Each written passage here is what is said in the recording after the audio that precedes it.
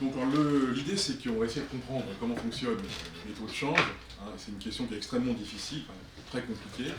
Et voilà, c'est parce qu'il y a plusieurs activités qui sont derrière. Plutôt que de parler des erreurs de politique économique, on va déjà essayer de comprendre comment fonctionnent les marchés de change. Et c'est la chose suivante. Donc on va commencer par cette petite phrase de... Donc Donald, il a augmenté les droits de douane récemment, et qu'est-ce qu'on a vu là? La réaction du dollar par rapport à ça, c'est que le dollar s'est effondré, enfin il a perdu 10% par rapport à l'euro. Ce qui peut être contre-intuitif, en gros, parce que qu'est-ce qu'on pense quand les droits de douane augmentent? Qu'est-ce qui devrait se passer? Le déficit commercial américain devrait diminuer parce que les Américains devraient moins acheter à l'étranger à cause des droits de douane, et on devrait avoir quelque part moins de dollars qui sont échangés contre des devises étrangères, et le dollar devrait s'apprécier.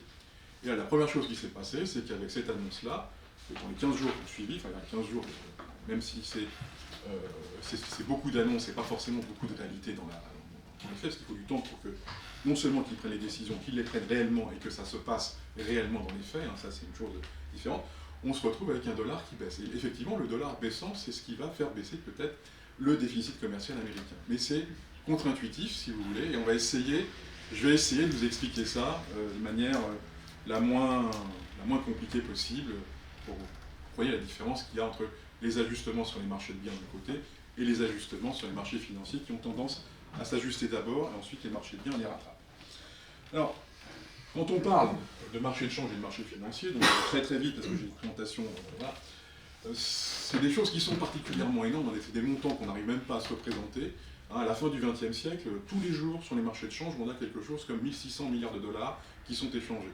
C'est un montant tout à fait énorme.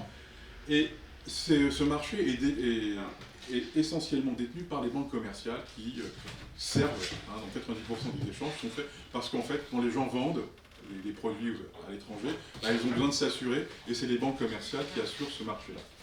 Et on a des opérations qui sont au comptant, c'est-à-dire tout de suite, à terme, et on a énormément de produits dérivés, parce que les marchés de change sont extrêmement volatiles, et donc les gens ont besoin de s'assurer contre les variations de change. Ça, c'est la particularité de l'économie mondiale aujourd'hui par rapport à ce qu'elle pouvait être au XIXe siècle ou avant 1971. Je vais continuer. C'est celui-là, d'accord? Ah non, c'est parce que j'ai... Ah bah si tu l'arrêtes. Oui. Deux professeurs d'université, ils n'arrivent pas à utiliser un ordinateur. C'est comme là, c'est la faillite de l'enseignement à la française. Alors, donc voilà, qu'est-ce qu'on a sur le marché d'échange? Qu'est-ce qui fait qu'une devise monte ou descend? Bah, simplement, c'est exactement comme le marché de la tomate. Hein. Il y a des offreurs. Quand il y a plus d'offres, bah, le prix des tomates va diminuer. Et quand il y a moins d'offres, le prix des tomates va augmenter. Si aussi il y a une augmentation de la demande, et ben, le prix va augmenter. D'où viennent les dollars ou les devises? Quand on a l'euro ici, j'ai pris l'exemple de l'euro, les importations qui sont réglées en devises, ça va venir augmenter l'offre d'euros. Les dépenses touristiques des Européens de la zone euro, ça va aussi augmenter l'offre d'euros sur le marché international. Et tous les placements des agents étrangers, quand vous avez quelqu'un qui achète des actions sur la bourse américaine, eh bien, un Européen qui achèterait des actions, eh bien, ça va augmenter l'offre d'euros sur le marché. Cette offre d'euros va, si elle augmente, faire baisser l'euro par rapport au dollar. Et la demande d'euros, inversement, elle a pour origine les importations des pays étrangers en provenance de la zone euro. C'est-à-dire que quand vous avez BMW qui vend des voitures aux États-Unis, bah, ça provoque une demande d'euros. Les dépenses touristiques des Américains quand ils viennent faire un tour pour visiter Notre-Dame ou la chapelle Sixtine, eh bien ça fait aussi augmenter les dépenses, l'échange des dollars contre les euros. Et enfin, les investissements des étrangers en Europe, c'est-à-dire que si vous avez des Coréens, des Chinois ou des Américains qui achètent des actions sur Euronext ou qui achètent des appartements ici, eh bien ça fait augmenter la demande d'euros. Et chaque jour, sur le marché d'échange, vous avez simplement un graphique tout bête. Bah, il y a d'un côté les offreurs d'euros, d'un côté la demande d'euros, et puis il y a le prix qui se fait, et c'est le prix qu'on appelle le taux de change. Et vous avez autant de marchés qui existent de termes, hein, donc il y a un marché au comptant, il y a des marchés à terme, pour acheter $1 aujourd'hui à son cours dans 3 mois, etc. Et vous avez donc une quantité de choses qui existent hein, pour faire des échanges là-dessus. Alors je rappelle, oui, alors sur les marchés monétaires, il y a quand même 2-3 trucs à dire rapidement. Vous avez donc ce qui est le marché, il y a deux compartiments sur le marché des capitaux. Vous avez le marché à court terme, qui sont généralement détenus par la Banque centrale et les échanges des banques commerciales pour se financer, qu'on appelle le marché des capitaux à court terme. Et vous avez le marché des capitaux à long terme, c'est le lieu d'échange des valeurs mobilières, donc la bourse, les actions, les obligations, et ce sont des marchés d'enchères à prix flexible. Vous avez enfin le marché du crédit, hein, qui est le marché du prêt bancaire, qui est un marché de clientèle. Alors lui, il est rigide, hein, c'est pas un marché avec des... ça, c'est pas tellement le terme ici, mais si je reviens faire un cours d'économie bancaire, on en reparlera peut-être plus longuement. Alors, il y a des rationnements, des machins, pas grave. Un mot sur les marchés dérivés, parce que c'est quand même la contrepartie de l'assurance sur les marchés de change. Vous avez deux types de marchés dérivés, ce qu'on appelle les marchés organisés. On a un échange sur une marchandise ou un titre spécifique, ça peut être l'obligation du trésor, ou des trucs comme ça. Et vous avez les marchés de type de gré à gré, on va vous faire du sur-mesure. C'est-à-dire que si vous voulez assurer 253 000 $, on va vous faire un contrat à 253 000 $. Alors que le problème sur les marchés organisés, vous ne marchez que par tranche de 100 000 € ou 100 000 $, en fonction du compte du trésor. Et si vous avez un reliquat à assurer, c'est pas possible. Donc c'est pour ça que ça marche moins. Et depuis 1974, on a une explosion des marchés dérivés. On a énormément, c'est les marchés de gré à gré, hein, où vous avez la plus grande croissance par rapport aux marchés de type organisé. À quoi ça sert? Ça sert à se couvrir de tous les risques, de toutes les variations de prix qui peuvent exister sur les marchés. Quand on est un commerçant, on sait fabriquer des voitures, ou je ne sais pas, ce qu'on veut, mais le métier, c'est pas de faire de la spéculation sur le change. C'est pareil pour un agriculteur. Hein. Lui, son agriculteur, il n'est pas capable de faire de la spéculation. Lui, ce qu'il veut, c'est s'assurer que le prix de sa récolte lui couvre ses frais et lui fasse un bénéfice. En face, vous avez des gens dont le métier, c'est de faire de la spéculation. Voilà. Et donc, les marchés permettent d'offrir, ces marchés de dérivés, permettent de s'assurer contre les variations de prix. Donc, vous allez avoir des marchés de dérivés pour à peu près tout ce qui peut exister. Donc, les matières premières, les produits de type taux de change, mais aussi, ou même sur les actions, les obligations, vous pouvez vous couvrir un portefeuille obligataire, vous pouvez le couvrir contre les variations de taux d'intérêt. Et ça, il y a deux explosions, il y a l'explosion en quantité, et puis en même temps, en théorie, on a aujourd'hui des gens qui ont travaillé énormément là-dessus, et on a une théorie économique, en finance, qui permet de faire fonctionner ça. Pourquoi c'est comme ça? C'est simplement parce qu'à chaque fois qu'on a une transaction d'1 million de dollars physique, qu'on a envoyé pour 1 million de dollars de voitures aux États-Unis, la transaction va être assurée 7, 8 fois, parfois, par les autres. En fait, l'importateur et l'exportateur vont se couvrir, les banques, les deux vont aussi se couvrir, et parfois, les spéculateurs qui les auront couverts vont aussi à nouveau se réassurer. Et donc, ça fait que le montant initial sur un marché de biens d'un échange d'1 million de dollars va être assuré 7 fois, 8 fois sur les marchés dérivés ou les marchés financiers. Ce n'est pas une déconnexion, c'est juste que les gens se couvrent contre les variations des taux de change. Alors, on va pouvoir enfin rentrer dans l'introduction. C'est peut-être surprenant par l'introduction qui arrive seulement maintenant, c'est vrai que c'est pas... Mais quand on regarde les choses, on a un problème, nous économistes, c'est que nous, économistes, on s'intéresse aux variables réelles, c'est-à-dire qu'est-ce qui va faire l'ajustement du marché. Qu'est-ce qu'on observe sur les marchés? On n'observe que des variables nominales. Et ces variables nominales, c'est quoi? C'est le taux d'intérêt, que vous avez le taux d'intérêt bancaire, c'est le taux de change nominal qu'on voit entre l'euro et le dollar qui change tous les jours. Ça, on les observe. Est-ce que ça représente vraiment l'ajustement du marché? C'est pas du tout ce que la question que les économistes... Donc, ces variables nominales, c'est la partie émergée de l'ajustement dynamique de l'économie. En fait, ce qui va, pour ceux qui ont fait un tout petit peu d'économie autrichienne, avec le taux d'intérêt, les cycles, etc., ce qui commande l'économie, c'est ce qu'on appelle le taux d'intérêt naturel, chez Mises par exemple, et c'est ce qui va répartir la production entre la production d'aujourd'hui et la production pour demain. Et ce taux d'intérêt naturel, on ne l'observe pas. Ce qu'on observe, c'est des proxys, entre guillemets, ou des choses qui sont des taux d'intérêt nominaux, faits par les banques, etc. Sur les marchés de change, c'est pareil. Ce qui intéresse les économistes, c'est ce qu'on appelle le taux de change réel. Je vous donnerai les définitions après, mais la seule chose qu'on observe sur nous, quand on regarde les marchés, c'est simplement un taux de change nominal. Et la différence qui peut exister entre un économiste et un économètre, c'est que l'économètre, il va s'amuser avec des données nominales, qui sont plus ou moins mal aussi collectées, mais qui ne représentent pas forcément la vraie réalité comment va se faire l'ajustement, et on essaye de le comparer avec une théorie. souvent il y a des écarts. On peut discuter longuement, ça permet de faire des publications dans un sens, dans un autre. En plus, quand on fait varier les écarts, je dirais les manières de faire de l'économétrie, on peut dire dans un sens, dans un autre, etc. Et ça permet encore de faire des publications et de faire avancer la carrière. Expliquer les choses, ça c'est secondaire. Donc le problème, ça devient quand les variables nominales ne sont pas ajustées avec les variables réelles. Et là, on commence à avoir des choses. C'est quand le taux d'intérêt nominal il est trop faible par rapport au taux d'intérêt naturel. Là, vous allez avoir un cycle. Mais c'est pareil pour les marchés de biens, pour les marchés de type les échanges commerciaux. Si vous avez un taux de change nominal qui est sous-évalué, ça va faire que l'économie du pays va avoir plus portée sur les exportations qu'elle ne devrait être à son niveau d'équilibre, si on raisonne comme ça. Donc c'est ce que j'ai marqué ici. Dans le cas du taux d'intérêt de marché, son niveau détermine la structure de production et incite à choisir entre produire pour aujourd'hui et produire pour demain.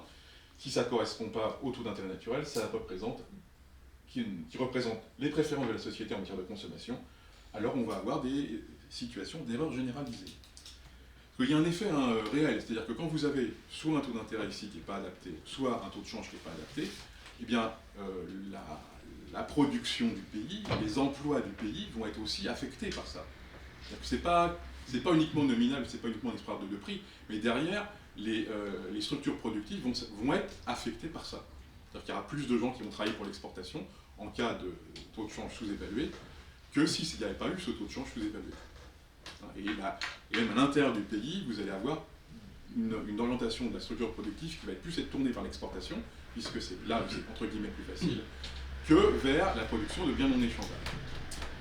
Alors, qu'est-ce que je vais raconter maintenant ? Voilà, c'est ce que j'ai dit ici. Donc, dans le cas du taux de change, le niveau détermine la part de marché d'industrie nationale pour les biens échangeables par rapport à l'industrie mondiale. Un taux de change qui va être surévalué va entraîner un sous-dimensionnement de l'industrie, tandis que quand il est sous-évalué, il va entraîner un surdimensionnement de l'industrie par rapport à son niveau mondial. Il va y avoir plus de production de chaussures à un endroit par rapport au niveau d'équilibre mondial. Et la valeur de la production nationale est particulièrement affectée par les variations de taux de change qui ont des conséquences réelles très importantes. On va voir ensuite les variations de taux de change, c'est extrêmement violent. C'est-à-dire que sur un mois, vous pouvez avoir 10% de changement de la valeur du change. Alors que quand on travaille bien dans l'industrie, si on arrive à faire 3% de gain de productivité sur un an, c'est très très bien. Et donc en un mois, pour une raison, ça peut aller très très bien pour moi ou très très mal pour moi, alors que j'ai rien fait, c'est juste que le taux de change a changé. Donc c'est vraiment un problème majeur, si vous voulez, de désajustement pour faire du commerce mondial avec ce fonctionnement actuel. Alors, un taux de change durablement sous-évalué va transformer la structure de production du pays en permettant le développement des industries tournées vers l'exportation au détriment des autres. Tout ce qui est derrière, c'est-à-dire l'emploi, l'investissement dans ces secteurs, vont être au-delà du niveau d'équilibre. Donc on va avoir des gens qui vont se former à faire quelque chose, et puis si un jour ça part dans l'autre sens, ils ont une formation qui sera totalement inadaptée au marché, et ça fera du chômage. C'est la même, si vous voulez, c'est la transposition de ce que raconte Mises au niveau du taux de change, mais par rapport au taux d'intérêt. Alors le taux de change va réaliser enfin l'équilibre interne entre les industries de biens échangeables et les industries de biens non échangeables. Qu'est-ce qu'on appelle une industrie de biens échangeables ? C'est une industrie qui est soumise à la concurrence internationale. Le bien non échangeable, c'est tout ce qui n'est pas soumis à la concurrence internationale. La coiffure, le coiffeur de Bamako est beaucoup moins cher que le coiffeur à Paris, mais aucun d'entre nous va prendre l'avion, aller à Bamako, se faire couper les cheveux, reprendre l'avion et revenir. Pourquoi ? Parce qu'en temps de transport, c'est monstrueux, et puis le coût du billet d'avion fait que les coiffeurs de Bamako ne sont pas en concurrence avec les coiffeurs de Paris. Et l'empreinte. L'empreinte carbone. Ouais. Mais ça c'est maintenant que moi je suis pour moi. Et c'est pareil pour les travaux publics, c'est-à-dire que le ralentisseur ou le rond-point que vous avez devant chez vous est difficilement démontable pour l'emmener ailleurs. C'est-à-dire que si jamais on voulait l'exporter, l'immobilier par définition c'est quelque chose qu'on ne peut pas emmener. Les services de crèche ou de garde d'enfants, les hôpitaux, et une grande partie du secteur éducatif, même si on peut faire des trucs sur Internet, etc. à distance, c'est quand même quelque chose qui est relativement difficile de délocaliser, ne serait-ce que par rapport à la langue. Si je voulais aller faire des cours en Pologne, il faut que je les fasse en anglais à la rigueur, mais je serais incapable, on ne pourrait pas faire un cours en français à des Polonais qui ne parlent pas la langue. Par exemple, je ne parle même pas des Chinois, des Taïwanais, on serait avec le même problème. Donc en fait, il y a des phénomènes culturels. Alors nous avons l'habitude avec Pierre de faire des cours internationaux.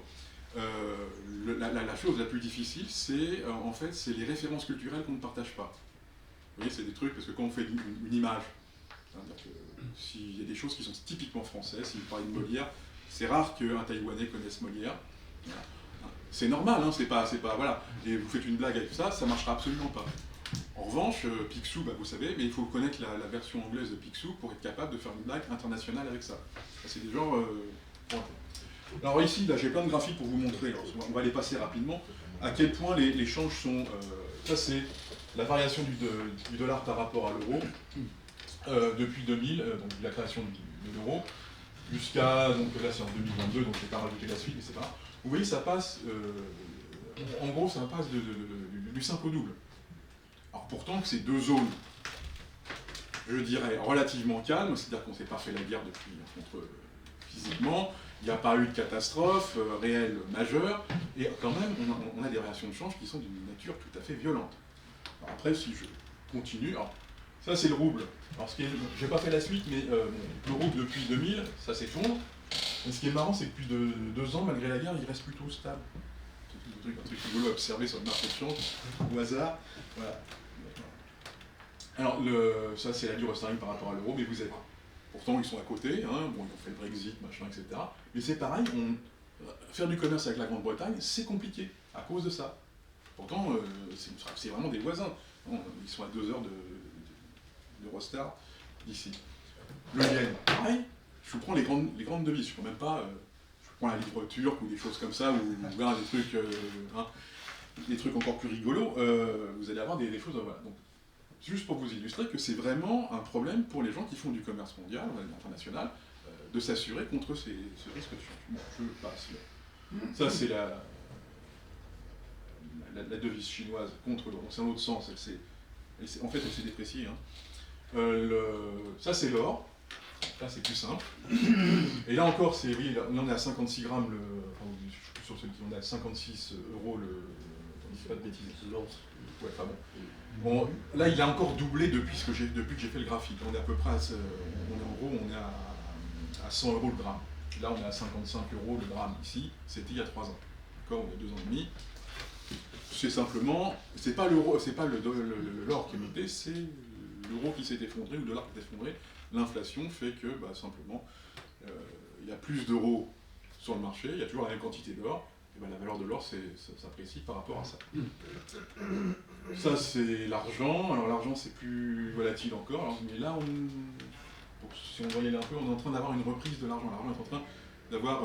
les gens, l'or étant tellement cher actuellement par rapport à là, ils sont en train de se dire que c'est maintenant l'argent n'est pas cher par rapport à l'or. Ils sont en train de se reporter là-dessus. Bon, ça c'est le cuivre. Alors le cuivre, ça dépend de l'activité économique. Si on est en récession, le prix du cuivre s'effondre, et puis voilà. Alors après, si on fait des voitures électriques, évidemment, il y a plus de demande sur le cuivre, et ça c'est rare. Le palladium, le platine, etc., rentrant dans la fabrication des voitures diesel en particulier, il y a eu moins de fabrication de voitures diesel, il y a eu un effondrement du platine et du palladium là-dessus par rapport à ce qu'il y avait il y a 5 ans. C'est-à-dire que si vous avez le marché européen, il n'y a quasiment plus de voitures diesel qui sont vendues, donc il n'y a plus de moteurs diesel, et ça fait partie de la demande qui est derrière. Donc ça, je ne sais plus ce que c'était. Après, c'est le platine, voilà, donc vous avez plutôt un effondrement. Et là c'est le bitcoin, alors pareil. Alors là, on est à 100 000, hein, on a là encore presque doublé.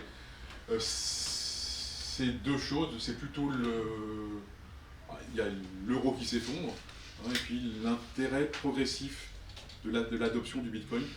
Il faut comprendre que, par exemple, l'Ethereum est aujourd'hui un des moyens des banques commerciales de faire la compensation.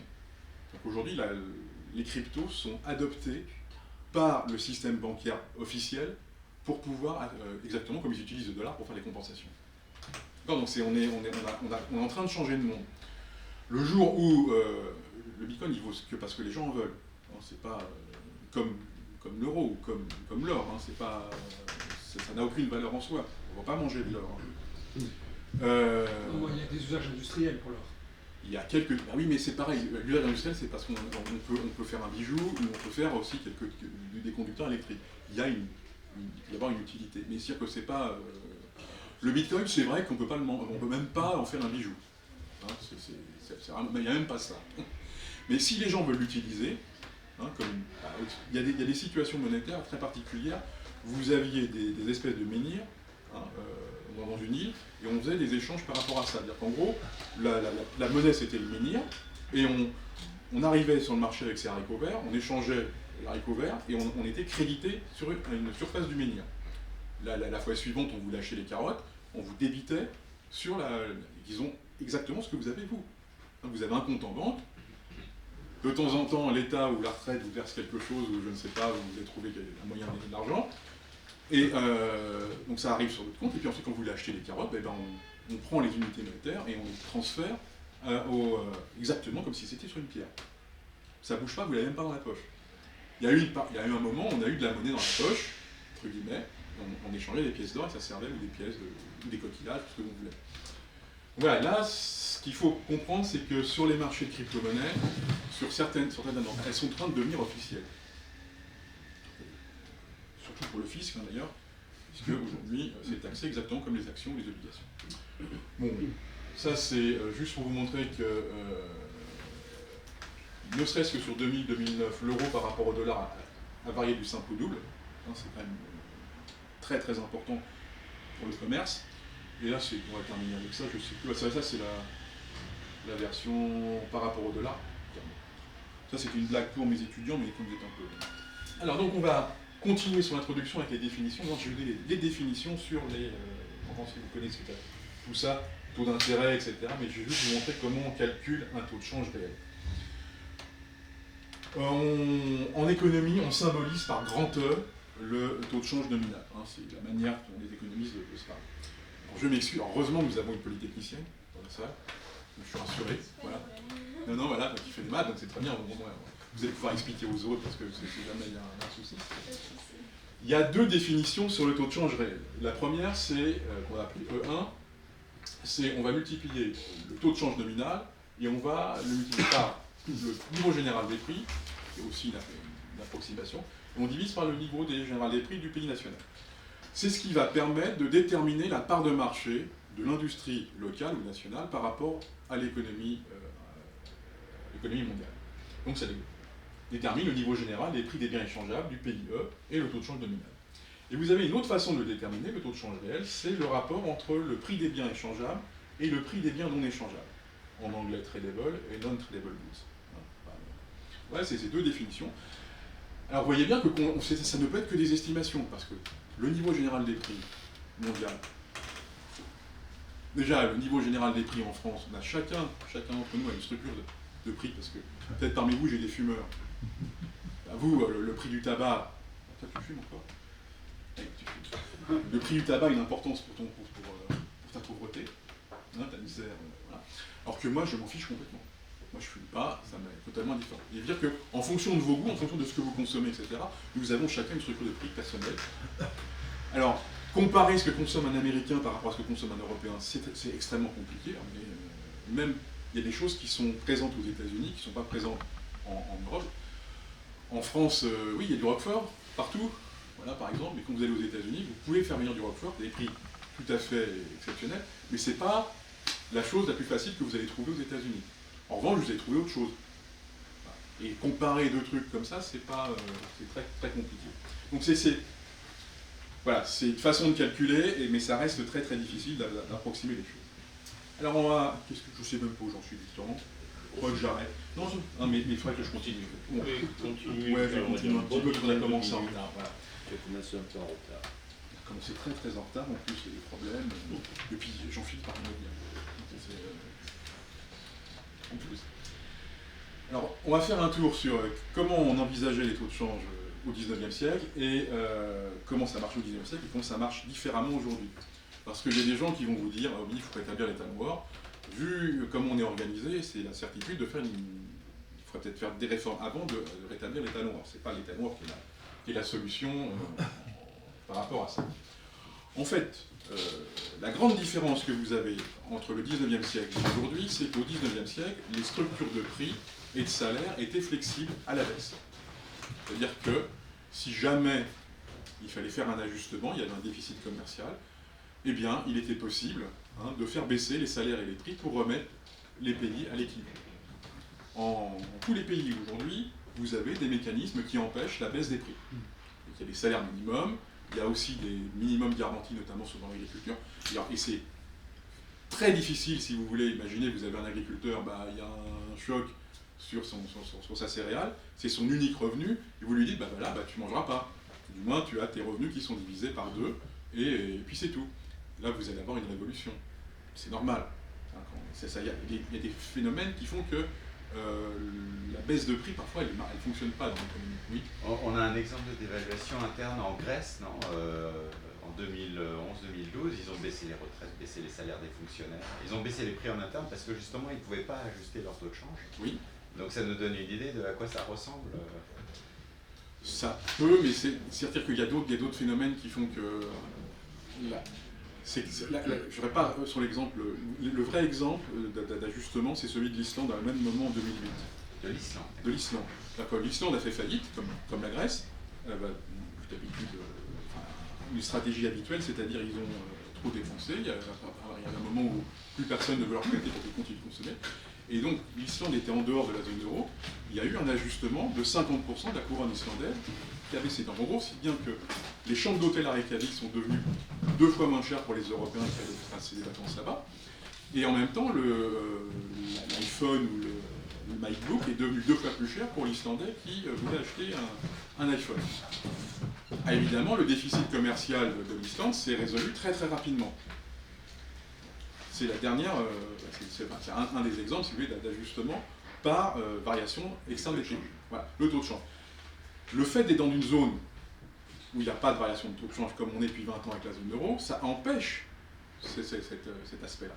Et donc c'est pour ça qu'on peut avoir dans la zone euro, puisque je n'avais pas prévu de parler de la zone euro en spécificité, mais dans la zone euro, on a recréé une rigidité sur le change externe, avec cette monnaie unique, sans avoir recréé au sein de la zone une flexibilité qui permettrait d'ajuster, ce qui a permis, si vous voulez, à la France de maintenir un déficit commercial avec l'Allemagne, alors que dans les années avant de 1998, ce qui serait passé, le franc se serait tranquillement dévalué par rapport au Deutsche Mark.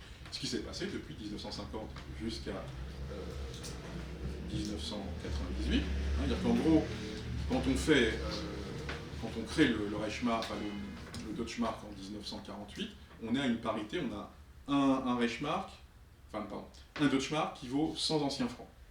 Donc, OF, on va en parler juste après, va faire le nouveau franc 59. Et quand on fait la monnaie unique en 97, on arrête les parités, on est en gros à un Deutsche Mark qui vaut 3 francs 50. Ça ne veut pas dire que les Allemands ont été vertueux du point de vue inflationniste, ça veut dire simplement que les Français étaient pires en termes d'inflation que les Allemands. Vous avez les Autrichiens qui ont eu une politique monétaire totalement subordonnée à la politique de la Bundesbank. Ils ont fait un taux de change fixe entre 71 et 97.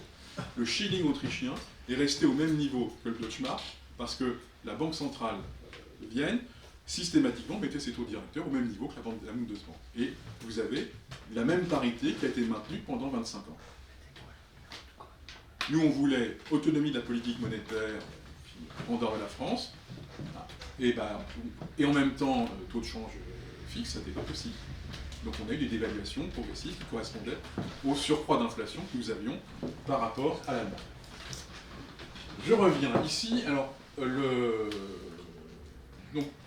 19e siècle, c'est une situation dans laquelle vous avez un ajustement automatique des balances de paiement ou des balances commerciales. C'est-à-dire que quand il y a un pays qui est déficitaire, l'or sort du pays, ça fait diminuer la masse monétaire dans le pays déficitaire, fait baisser les prix, les salaires, etc. Et hop, ça rétablit automatiquement. L'entrée d'or dans le pays excédentaire fait augmenter les prix et les salaires, ça aussi ça aide à rétablir l'équilibre dans l'autre sens. Nous, on n'a plus ça. Nous, à partir de 1914, on a abandonné l'État noir. La seule façon d'ajuster les prix externes, du moins, c'est de faire varier le taux de change.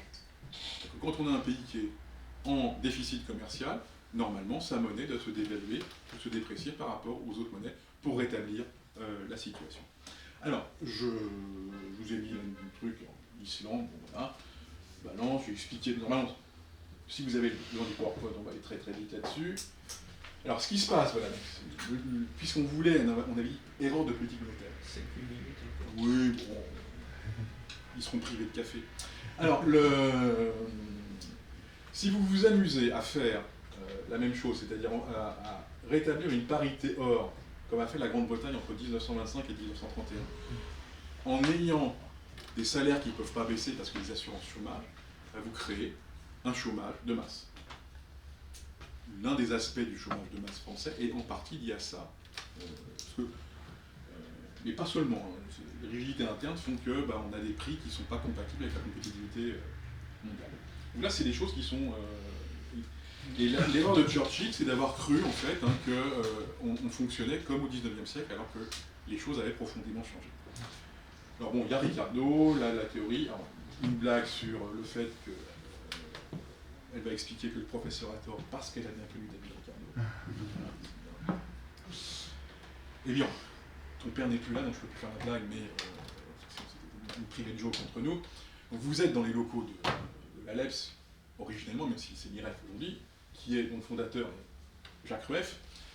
Et Jacques Rueff a travaillé sur ces questions monétaires. Ça fait presque 100 ans, il a publié en 1927, Dynamique des systèmes monétaires, où je statique, c'est le premier, mais il y en a plusieurs où il réfléchit sur les taux de change et ça mérite d'être lu. Alors, c'est quelqu'un d'extrêmement intéressant, donc c'est quelqu'un qui va à la fois avoir une vie en tant qu'expert économique, auprès, donc il va faire la réforme du franc Poincaré en 28, c'est quand même pas rien. Il va recommencer en 59 avec le plan Piner-UF, voilà. Enfin dès que c'est le foutoir, on l'appelle, il a des problèmes, il paye pas, en gros. Il a été attaché donc, à l'ambassade d'Angleterre économique, c'était dans les années 30, au moment justement de l'erreur de politique économique, et c'est un des rares Français à s'opposer à Keynes. Il va écrire un article en disant voilà, c'est à cause des assurances chômage que les salariés britanniques se retrouvent avec cette politique monétaire au chômage. Et comme c'est quelqu'un qui est valable, qui c'est qui connaît aujourd'hui Jacques Rueff dans l'université française? Personne. Même les polytechniciens, parce que c'est un polytechnicien.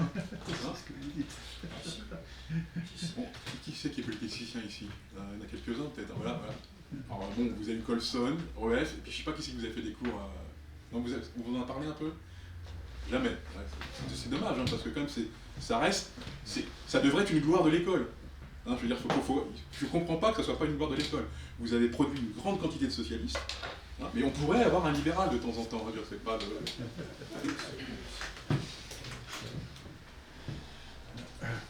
Alors il y a un truc qui est sympa chez Rueff, c'est qu'il y a une théorie des points marchandises, qui correspond à la théorie des points d'or, mais généralisée à l'ensemble des marchandises. Et c'est une bonne approche, même pour tout le monde, parce que ça se comprend très très bien, pour comprendre que les taux de change, ça varie dans des limites. Ça varie énormément, mais dans des limites strictes. Bien. En fait, le point d'or, qu'est-ce que c'est? C'est le moment où il est intéressant d'exporter ou d'importer de l'or parce que les frais d'assurance sont dépassés. Pour des marchandises, on a la même chose. Normalement, on doit avoir un prix unique mondial.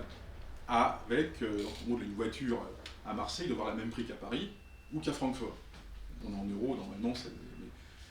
Et la seule chose qui va faire la différence, la marge de variation, c'est les frais d'assurance et de transport. Ça coûte de l'argent de transporter une voiture jusqu'à Francfort quand on est à Marseille.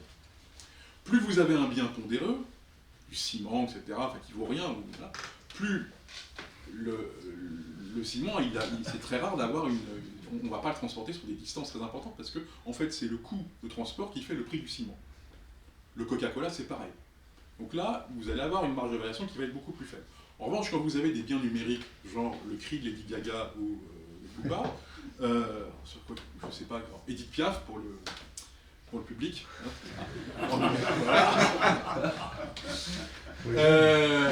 Là, vous allez avoir des frais, comme vous, aujourd'hui, on le télécharge, vous allez avoir n'importe quoi, un software, n'importe quoi, un programme informatique, les coûts sont les mêmes. Donc vous téléchargez sur une plateforme américaine, une plateforme européenne, le prix de la tranche de Booba, ou d'Edith Piaf, c'est 1 euro ou 1 dollar. Mais il n'y a pas de frais de transport ou d'assurance qui vont jouer. Plus le bien va avoir des coûts de transport et d'assurance importants, plus vous pouvez avoir des variations au sein de la fourchette en question.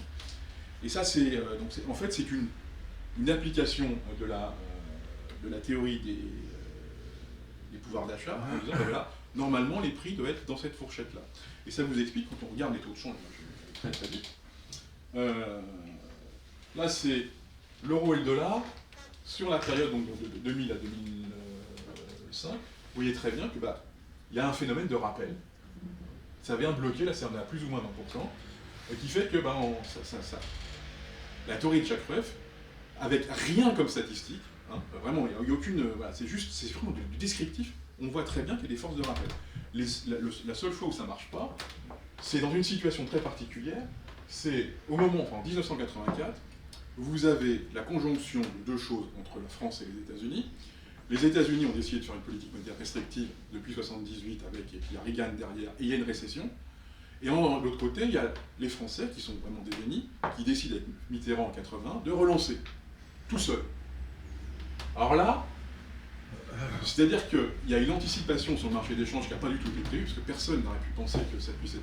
C'est-à-dire qu'il y a un décalage aussi important entre les deux zones de la stupidité française, qui était à son paroxysme, et la tentative de redressement américain qui n'a pas été grandiose non plus, parce qu'ils vont aussi continuer à faire du déficit public à un moment.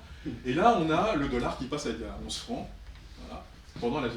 Et vous voyez bien que les forces de rappel ici sont... et là, je suis à 15%, 15 ou 20%. Et ça, en fait, ça vous explique que si un jour vous voulez spéculer sur les marchés de change, c'est comme tout, ça ne va pas monter jusqu'au ciel, mais ça ne va pas descendre jusqu'en enfer. Il y aura toujours des forces de rappel qui vont exister, et ça correspond en fait au point marchandise. Alors, les théories modernes du change, ouais. Brièvement, l'idée, c'est que pourquoi vous avez le truc amusant avec Trump au départ, c'est que les marchés financiers s'ajustent plus vite que les marchés de biens. Donc ce qui se passe, c'est que vous avez une modification de politique monétaire entre deux zones, et d'abord les capitaux vont s'ajuster, et vous allez avoir un surajustement du taux de change.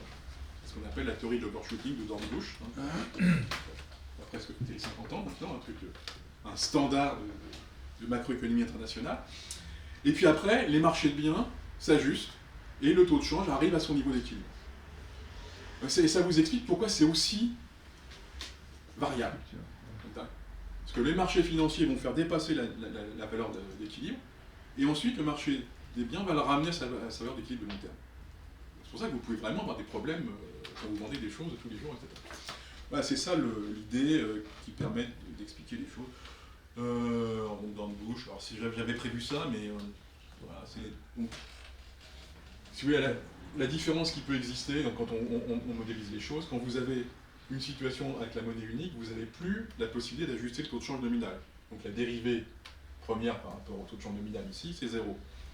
Et la seule chose qui permet d'ajuster entre la France et l'Allemagne aujourd'hui, c'est le différentiel d'inflation. Donc si on voulait rétablir la compétitivité française par rapport à l'Allemagne, il faudrait qu'on fasse moins d'inflation en France par rapport à l'Allemagne. Ça, c'est ce que nous coûte l'euro, entre guillemets, comme ajustement. Dans une situation, dans la zone euro par rapport à la zone dollar, vous avez la possibilité de variation du taux de change nominal. Excuse-moi, qu'est-ce que tu appelles faire moins d'inflation? Parce que la France n'a pas la mainmise sur les taux directeurs de l'euro. Si, non, sur le taux directeur de l'euro, oui, mais sur la dépense publique, oui. L'inflation, la source majeure de l'inflation, c'est le fait que vous avez un déficit public qui est refinancé par la Banque centrale, par l'ensemble du système financier, puisqu'en fait, en France, 90% du déficit est monétisé de cette manière-là. Donc en gros, nous avons toujours, si on veut arrêter l'inflation en France, c'est pas de dire, c'est pas à la Banque centrale qu'il faut aller, c'est d'abord à Bercy, pour avoir un budget équilibré qui fait qu'on n'a pas besoin d'emprunter plus et de se faire de l'illusion fiscale et de l'illusion monétaire.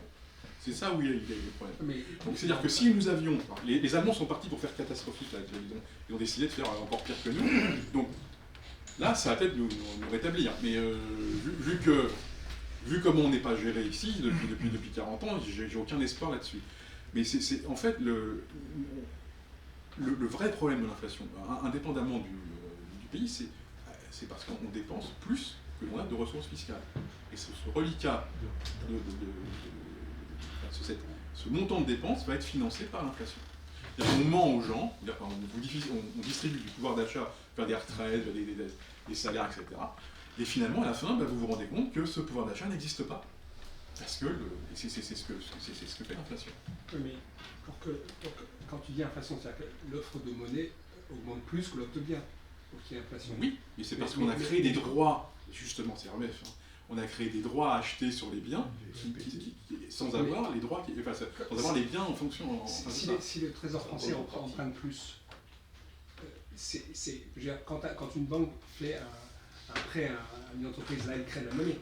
Oui. Mais quand une banque achète des bons de trésor, enfin pas des bons de trésor, mais des OAT français, c'est pas de la monnaie qui est créée là. Si. La question c'est d'abord d'où vient l'argent de la banque.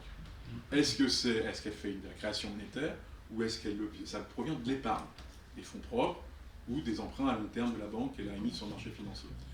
Là on est sur des questions qui vont nous emmener très très loin et là c'est sûr que Jean-Philippe n'aura pas la parole. Non mais c'est vrai. Je voudrais juste, on peut en parler à la pause. Essayez de conclure et après on prendra quelques questions. C'est la part de la masse monétaire qui n'est pas insiste sur une production réelle locale. Alors, quand on a un taux de change flexible, on a une marge de liberté plus importante puisqu'on peut faire l'ajustement via le taux de change nominal et aussi le différentiel d'inflation. C'est la différence qui existe entre un ajustement entre la zone euro et la zone américaine, et puis la zone euro, au sein de la zone euro, vous êtes dans cette situation. Alors après, j'avais des exemples de politique. Voilà, il faut dire. Voilà, on peut terminer.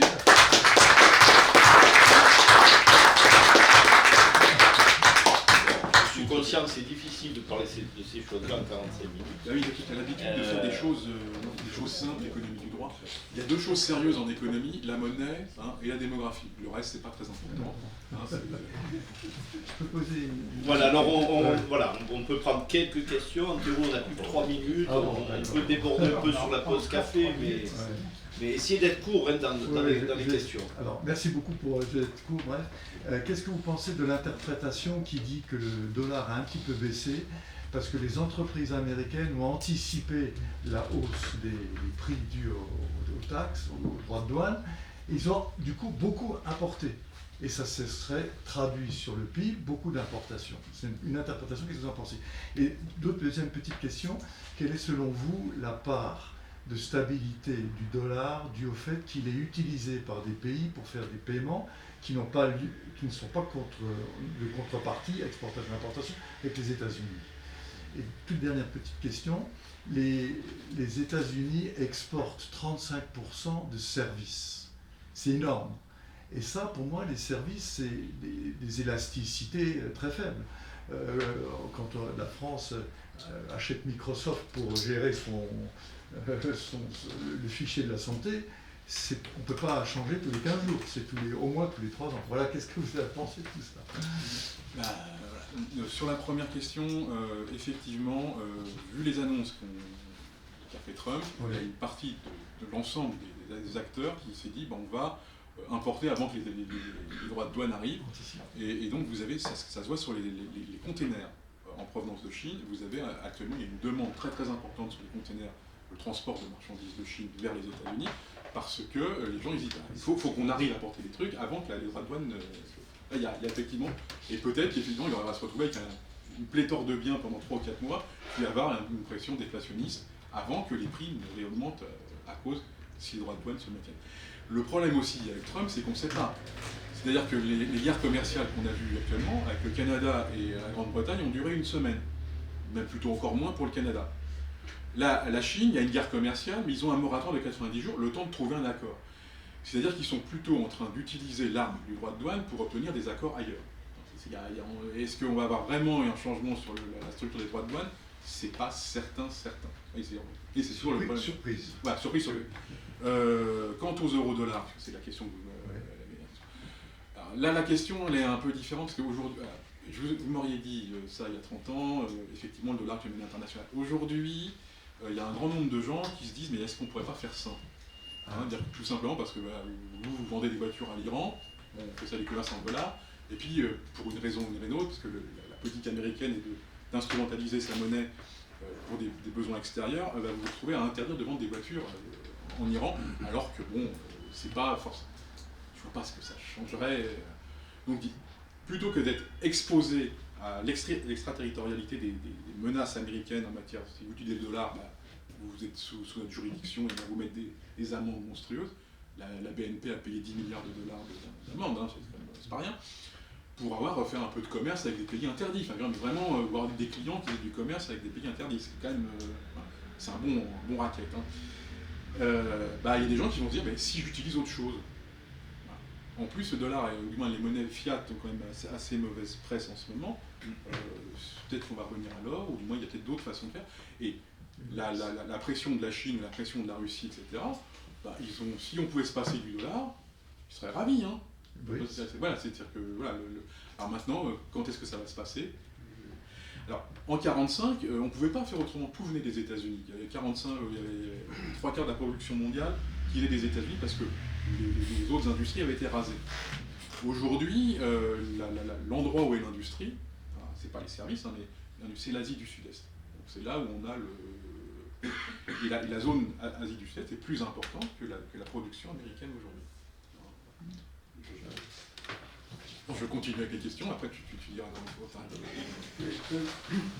Vous suggérez que nous sommes dans ce que les anglo-saxons appellent la fiscale dominance, je crois. Mais ça, c'est juste un aparté.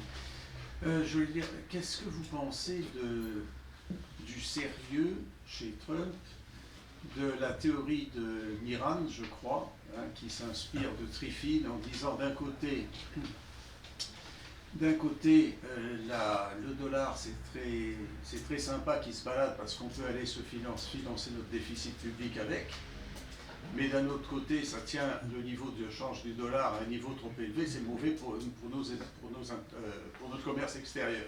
C'est ça qu'il raconte. Oui. J'ai des doutes sur ce truc-là, mais enfin, peu importe, qu'est-ce que vous en pensez? Deuxièmement, la politique monétaire, on n'en parle plus vraiment. Quand vous écoutez un discours de Mme Lagarde, par exemple, même par rapport à son prédécesseur Draghi parlait une dizaine de fois d'inflation ou de monnaie, Mme Lagarde parle une fois d'inflation et de monnaie et 10 fois de la planète. Donc ça a quand même beaucoup changé. Et enfin, dernière petite question que je voulais vous poser, c'est un peu technique. Dans un certain nombre de bouquins, on présente le graphique d'offre et de demande de la devise étrangère par rapport à la monnaie nationale, ce que vous avez présenté.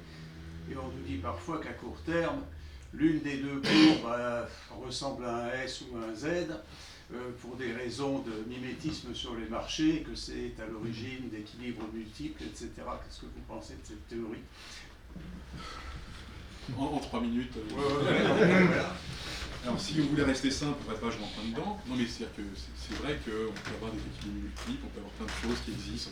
C'est-à-dire que là, je n'ai pas parlé des anticipations, je n'ai pas parlé de comment les acteurs agissent, etc. Qu'il peut y avoir des situations de blocage, il peut y avoir il y a plein de, voilà, il y a plein d'éléments qui peuvent déterminer le taux de change ou qui peuvent influer sur un cours de change. Et vous comprendrez que je ne peux pas rentrer là-dedans. Mais en gros, on peut tout à fait appliquer la théorie standard en finance de marché, on l'applique au taux de change. Et ça fait très très longtemps. On a un MEDAF international qui a été par des Français d'ailleurs. Hein, comment il s'appelait? Il y a Florin, dans les années 70, on a généralisé le MEDAF à une théorie internationale du marché. Ça fait très très longtemps qu'on joue avec ça. Bon, pour ce qui est de Triffin, qui a aussi fait un débat avec REF, pour les anciens. Le problème, c'est qu'il y a un contexte historique qu'il faudrait rappeler. C'est-à-dire que ce qui s'est passé aux États-Unis, entre 1945 et 60, si vous voulez, on est dans la situation de la pénurie de dollars. Il faut, pour que le dollar devienne la monnaie internationale, il faut absolument que les États-Unis fassent un déficit commercial. Sinon, il n'y a pas assez de dollars pour les autres qui veulent l'utiliser. À partir de 60, ils vont avoir avec la guerre du Vietnam notamment à cause de ça, on va rentrer dans l'excédent de dollars sur le marché et il y aura aussi de plus en plus d'euro-dollars à recycler sur le marché. Donc voilà, il faut savoir à quel moment on parle de Triffin, à quel moment pour voir. Et la dernière question, c'était quoi? Non, c'était une petite remarque sur la garde. Pour la garde. Non, ça on va laisser parce qu'on est enregistré, je ne voudrais pas avoir des problèmes. J'ai écrit un article sur du passage de Draghi à Lagarde dans le Journal de la Liberté. Ça n'allait rien changer, en fait. Peut-être le discours, mais c'est tout. Voilà, on allait continuer à refinancer le déficit public et y avoir de l'inflation. Voilà, c'est ça ce que j'avais écrit. Allez, une dernière question. Allez. J'avais une seule question, donc c'était est-ce que tu peux nous aider à comprendre ce qu'on entend par surévaluer ou sous-évaluer s'agissant d'une monnaie aujourd'hui? Et je vais donner juste un exemple pour dire comment je le comprends dans un régime de taux de change fixe, par exemple. Dans l'état mort, quand on a fait la réforme Poincaré, on peut dire que le franc était un peu sous-évalué après la réforme. Ça veut dire quoi? C'est-à-dire que c'est la Banque centrale qui échangeait les francs contre l'or, à un taux qu'elle avait décidé, elle avait un instrument. Les gens disaient « Ah, le franc il n'est pas cher à ce prix-là, j'en veux, je vous donne mon or ». Et l'or rentrait dans les caisses. Donc il y avait un instrument, et puis il y avait quelque chose qu'on pouvait observer, c'est que les réserves d'or augmentaient. Aujourd'hui, je ne vois pas quel est l'équivalent, et je ne comprends pas bien ce qu'on entend par surévaluer ou sous-évaluer. J'avais un exemple, là, on peut utiliser l'indice Big Mac, voilà. Qui est un exemple pour la PPA. Donc en gros, on cherche un truc qui est commun sur l'ensemble de la planète. Le Big Mac. Globalement, le Big Mac, il est vendu un peu partout. Alors il y a des petites différences. En Inde, il n'y a pas de bœuf dedans. D'accord ? Pour des raisons religieuses. Non, mais dire que c'est pas, on ne peut pas trouver un bien qui est commun, au centre. Et puis on regarde, on prend les États-Unis comme base et on regarde qu'est-ce que ça coûte un Big Mac dans chaque pays. Et on regarde par rapport qu'est-ce qu'il faudrait comme dollar pour acheter le Big Mac dans chaque pays. Et c'est un moyen de calculer une évaluation de la monnaie. Alors ici, là, c'est publié par The Economist depuis très très longtemps, c'est ce qu'on appelle le Big Mac Index, et là vous avez ici, donc là ça c'est en 2021.